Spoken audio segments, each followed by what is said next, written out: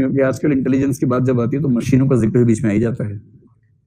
तो intelligent human beings तो सामान्य बात है, आपको हर तरफ ऐसे लोग दिखते होंगे जो इंटेलिजेंट हैं, ह्यूमन बींग्स हैं, सामान्य बात है। एनिमल्स भी इंटेलिजेंट हो सकते हैं। शुरू में कुछ लोग मानते थे कि ऐसा नहीं होता है, लेकिन अब जो रिसर्च है वो मानती है कि कुछ एनिमल्स जो हायर एनिमल्स हैं, जो विकास के क्रम में मनुष्य से बहुत दूर नहीं है, उनमें इंटेलिजेंस भी मनुष्य से बहुत कम नहीं, थोड़ा अंतर तो है। तो मोटा मोटा आपको बता रहा हूँ 4-5 एनिमल्स के नाम, किस किस का नाम बताना चाहेंगे जो इंटेलिजेंट है ठीक ठाक? एक तो चिंपैंजी है, एक बंदर में एप्स जो होते हैं ना, उनको ज्यादा अच्छा माना जाता है। एप्स को हिंदी में क्या बोलेंगे? लंगूर बोलेंगे, ठीक है लंगूर बोलो। तो चिंपैंजी, एप्स। एक मछलियों की दुनिया में हो गई डॉल्फिन, डॉल्फिन्स हो गई।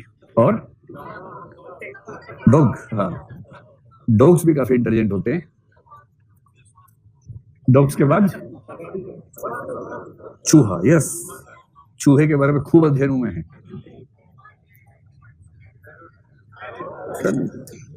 अपने अपने हिसाब से आप लोग जिनको करना चाहें कर लें, कोई दिक्कत नहीं है। रेट्स तो हैं, माना जाता है। जिन पर रिसर्च हुई मैं उनकी बात कर रहा हूँ, इन सब पे खूब रिसर्च हुई है। और एक है तोता, पैरट। पैरट, अरे थोड़ी बहुत तो सब में है ही भाई, जिन पे रिसर्च हुई मैं उनकी बात कर रहा हूँ। थोड़ी बहुत तो आप चींटी को देखिए ना, बिहेवियर। चींटी आपके नोटबुक पे घूम रही है, उसे पता नहीं कि नोटबुक है आपकी। आपने जैसी नोटबुक को हिलाया, उसे लगा प्लेट टेक्टोनिक्स हो गया। उसके लिए तो वही हुआ ना, आपकी एक कॉपी से दूसरी कॉपी टकराई और वो कॉपी हिली जिसके ऊपर वो बैठी थी, तो उसके लिए क्या हुआ? वो प्लेट टेक्टोनिक्स हुआ, भूकंप आया। अब जैसे भूकंप आएगा वो एकदम स्थिर हो जाती है और समझ जाती खतरा है।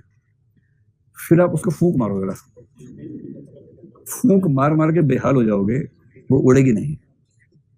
उसकी इंटेलिजेंस का लेवल है, उसको पता है कि इस समय रिस्क है, इस समय संभल के रहना है, थाम के रहना है। ये भी तो इंटेलिजेंस ही है। और बीच से रास्ते निकाल लेती है। मच्छरों को देखिए, आप ताली बजा बजा के मर जाते हैं, कहां से निकल जाते हैं, क्योंकि उनको आइडिया हो जाता है कि कहां से कैसे जान बचानी है। इसका मतलब इंटेलिजेंस किसी न किसी मात्रा में तो है ना उनके पास ही भाई।